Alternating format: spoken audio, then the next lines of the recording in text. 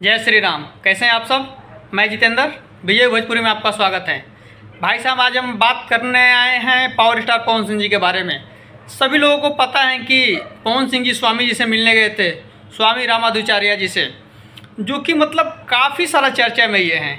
पवन सिंह जी मतलब जब जा रहे थे तब भी अपना एक वीडियो पोस्ट किए हैं, और जाने के बाद वहाँ जो हुआ भाई साहब गजब हुआ। सबसे पहले ये बात बता दें कि पवन सिंह जी ने जाकर स्वामी जी को गाना सुनाए भाई साहब कि अखिया खोला बबुआ। एक बार वीडियो आप खुद ही देख लीजिए। का जाके हमको हब अवध में। पवन सिंह जी का गाना सुनकर स्वामी जी ने खुश हो गए।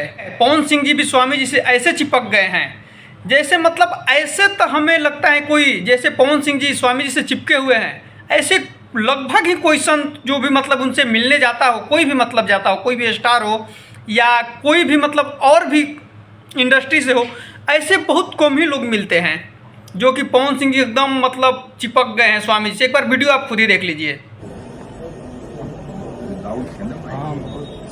ये वीडियो कौन कौन देखा है? ये वीडियो देख कर एकदम दिल छू लेने वाला वीडियो। पवन सिंह जी का गाना एक रिलीज हुआ ही है जो कि एकदम तहलका मचाया हुआ है।